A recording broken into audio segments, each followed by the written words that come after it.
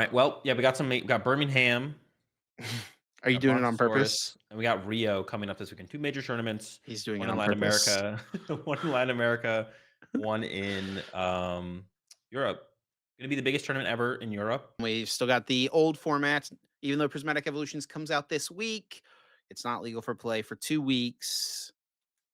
Yeah, this is like another this we talked about this a little bit either last podcast or the week before. It just these time periods just feel so bad. It feels like there's such uh, a disconnect in terms of like trying to maximize the content potential for the hype of playing the new cards, mixed in with the hype of major tournaments. Like major tournaments, there's like, and they're putting so much money. Like TPCI specifically is putting so much money into running these productions, and they're missing so much potential. I feel like by not trying to line up set releases better with major tournaments when major tournaments happen. Like they're just kind of wasted. They're kind of throwing away money, to be honest. It feels like. What money do you think is being thrown away?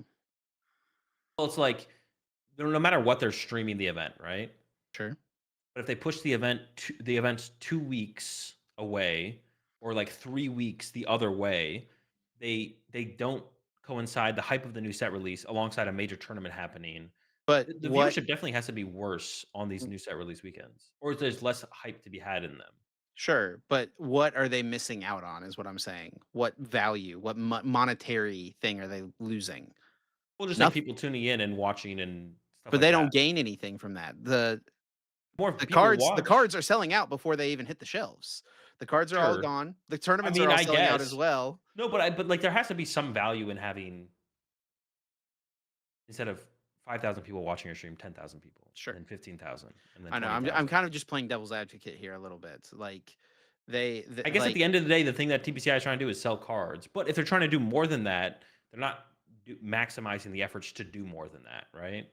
To like get to the point where it's like, okay, maybe, and they've never on the official TPCI streams. I don't think they've ever had sponsors of their nothing events, have prominently they? like displayed and stuff like that.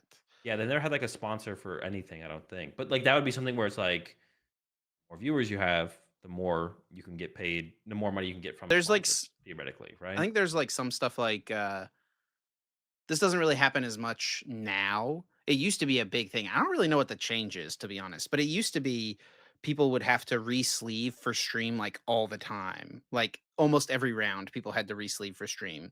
And this is like years ago. This is even before I was like a commentator, but people like always had to re-sleeve for stream. And they were given Ultra Pro sleeves to re-sleeve because Pokemon has like a partnership with Ultra Pro, right? I don't think that's any secret. Like Was that the uh reason they did I don't think that was ever the reason they no, did well, that it. wasn't the reason they did it, but Oh, those okay. are the sleeves that people were given when they had to Oh, re-sleeve. sure. The Yeah, yeah, reason they had to re-sleeve was because there was like a bad glare or whatever. So I guess they've yeah. just like improved the setup of like the camera quality slash the lighting and stuff like that. So where it's just not That's a probably it. issue very often anymore.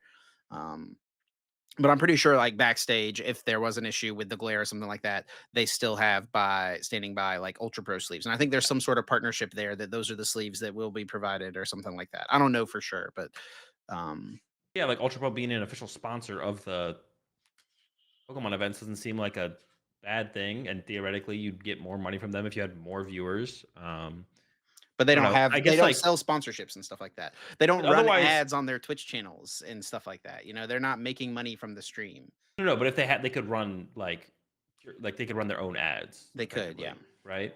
But, I mean, it's like but then why do the stream at all to begin with? Why would you even do the stream? What's the point of having the stream to begin with if you're not trying to do something more with it? Yeah. Then at that point, just get rid of the stream. But we don't want that. I Whoa, think it's whoa, whoa, cool. whoa, whoa, calm Yeah, down. we don't want that. Shh. We don't want Stop. that to happen. But if what you're saying is true, then why there's no reason to even have the stream. So it's like they're trying to do something with it.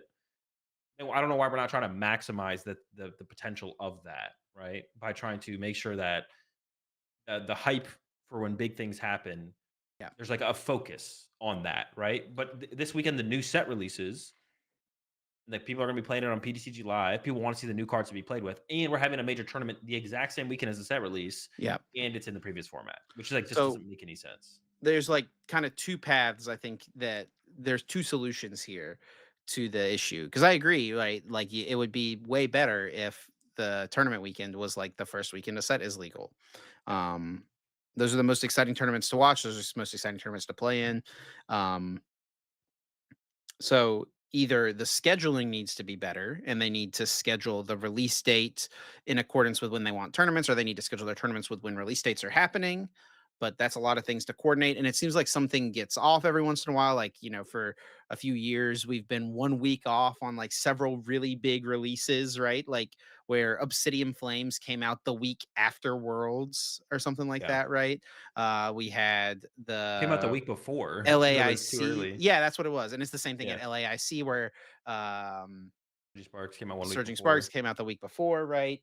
It's this one with Prismatic Evolutions, it's like we've just been 1 week off many times in the past, so I wonder if that's, like, some sort of delay happening, on the, like, production end of things, so it's like there's one solution is trying to, like, fix the schedule, which doesn't seem like it's changing anytime soon, right? Yeah. Another solution would be to allow cards to be legal as soon as they come out, I don't think anyone which really wants that would I probably be don't think anyone really wants that. Yeah. I think 1 week maybe you could go down to 1 week would be something to do. Like, maybe you could go down to 1 week, but, yeah, I think, like, the time period where set releases and then cards aren't legal is, like, a good thing overall. I don't know because that's how it works in a lot of other card games. Maybe someone can let us kind of know in the comments.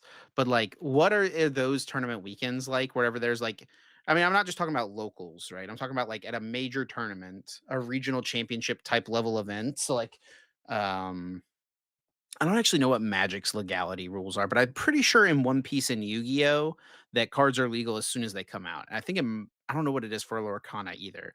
But like, what are those big time events like? Because if a set comes out on Friday, the tournament is on Saturday. Like, are people literally going to the store and buying hundreds of dollars worth of sealed product, opening it, trying to get the cards they need to be able to play? Are they just banking on the vendors having done that? Do they pre-order all the Yeah. cards? Like, what is the situation and setup like?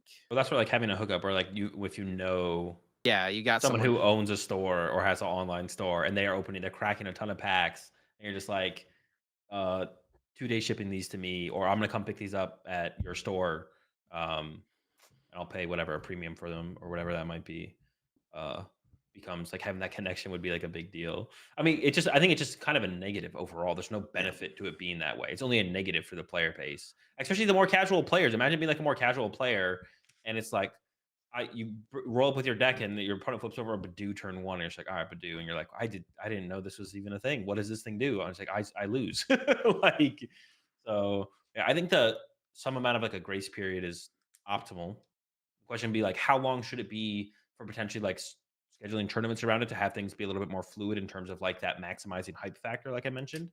And if comes down to 1 week, I think that's still probably a decent amount of time. I think 2 weeks feels pretty good.